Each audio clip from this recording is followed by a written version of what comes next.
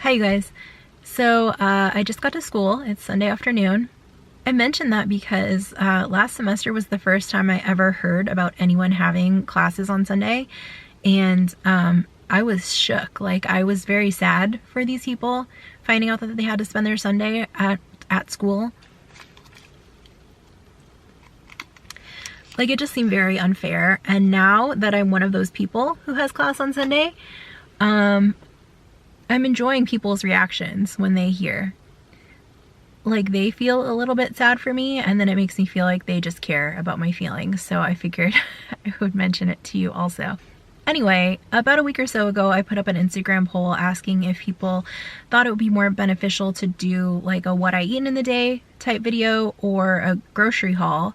And the votes, like the results, were pretty split.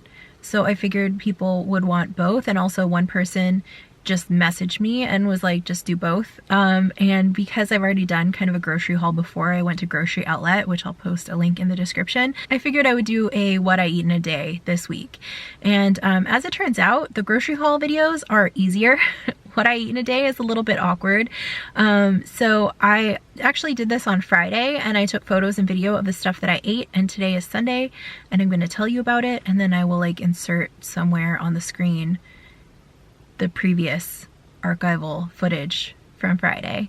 So Friday morning for breakfast, I had something that I've been wanting to make for a while, but I've been a little bit scared, and that is oatmeal with cauliflower rice. And I know that kind of sounds disgusting, but let me tell you, I really like cauliflower rice and rice broccoli.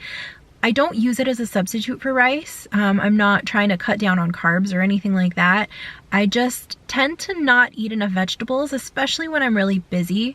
And so it's nice to have that on hand and be able to kind of sneak it into stuff. Like put it in like spaghetti sauces or add some extra to like soups. I mean, I like vegetables. I'm not like a toddler who needs like vegetables hidden in their food.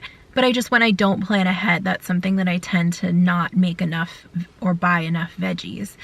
So I wanted to try it in my oatmeal. I've seen a couple of other people do that, and it seemed like it might work, but it also seemed like it might be disgusting. So I decided to try it with the Trader Joe's instant maple oatmeal, because I figured if it doesn't taste good in that sugary stuff, like it wasn't going to be good at all. And I actually really liked it. Like, I'm a texture person, and so it did add like a tiny bit of like crunchiness, not a lot. Like, if that sounds gross, I don't mean it in a gross way. It added a little bit of extra texture to the oatmeal, which I really liked. So I would definitely do this again. I actually had it again this morning. So yeah, if I've piqued your curiosity, I would recommend trying it. So then I also had this like coconut concentrate cold brew coffee from Trader Joe's, along with this cashew, what is it? I'm looking at the pictures on my phone so I can remember what I ate and I can tell you about it. So it's like a cocoa almond cashew beverage. I figured those two would be good together, like a mocha. The coffee concentrate says to use 1 part coffee to 2 parts other liquid, so water or milk or whatever. So I did 1 part water, 1 part coconuts, cashew, chocolate stuff. And then after I heated it up, I added another splash of like oat milk. And it was pretty good. It wasn't too sweet. So if you like your mochas to be really sweet, you might want to add a little bit of sweetener. I'm not totally sure I would get it again, but it was okay. It was nice. I don't know. Then for lunch, I had this Annie's mac and cheese, gluten-free and vegan, which I've had in the past. I got a bunch of boxes of it as like a buy one get one free sale, and I was really disappointed. But this time it actually came out really good, and I think they might have changed their formula a little bit, but also I made it this time with oil instead of vegan butter and with oat milk instead of almond milk. And I think both of those things were like an upgrade. I feel like in the past, like it would come out a little bit too dry. And I think the oil and the oat milk helped with that a little bit. And then I also added a can of chickpeas, and I added some nutritional yeast. So if your box mac and cheese comes out and it's not as cheesy as you would like, add nutritional yeast and that will upgrade it too. And on this day I ate it as leftovers. I made it the night before, and I also added some frozen spinach to it, so that was like super easy for lunch. So then I had to go to work, and after I finished my midday dog walking clients, I was starting to get a little bit hungry again. I kind of wanted like a smoothie or something, but I also didn't want to stop and spend $10 on a smoothie, and I was going to be heading over to work in the neighborhood by a grocery outlet in Redondo Beach.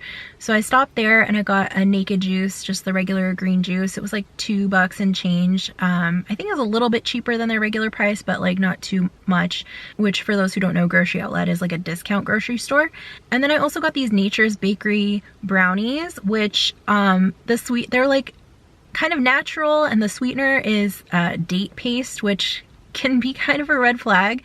Sometimes I get stuff like that and it's like all you taste is the date paste, but these were actually really good. I got a box of 12 of them on Friday. Today's Sunday, and they're gone now.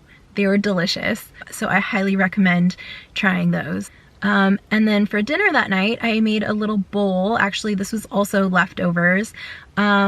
I wanted to recreate this bowl that they had at Disneyland at Lucky Fortune Cookery, which was like a kind of a Thai inspired like tofu bowl. They took it off the menu and they replaced it with a vegan banh mi, which is also very good, but I kind of missed the bowl. So one thing about their bowl, which was interesting to me, is instead of using like firm tofu, which most people, if you're making like a stir fry type thing, you would want to use firm or like extra firm tofu, they used like silken tofu. It was really soft tofu, which I know a lot of like new vegans will buy silken tofu thinking it's like what they want, and it ends up being a mistake. I've only ever used silken tofu, I think maybe like for soups. Definitely have used it for pumpkin pie before, but it's usually for things that you are going to be blending, not for like frying. But I really liked that bowl, so I wanted to give it a try. And I pressed my tofu like I would normally would, and I started to kind of fry it in big like strips. But then I realized I wanted to add more veggies to it. I had some bell peppers, I had frozen broccoli that I wanted to put in there. So once it kind of cooked on the outside, I started to like scramble it a little bit, like kind of break it up a little bit. I feel like tofu is one of those things that you just kind of have to practice with and figure out how you like it. So this bowl, like I would say, had a little room for improvement, but it was still pretty good. I was really happy with how it came out. The only seasoning that I really used was that I cooked everything in toasted sesame oil. I served it over brown rice, and then I added a spoonful of Hope Foods Thai hummus.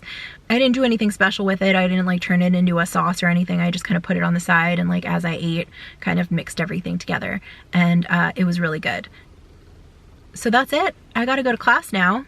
I don't want to be late. It's the first day of this class. So I will see you in the next video. Let me know what you thought of this one or what else you would like to see in the future. And okay, goodbye.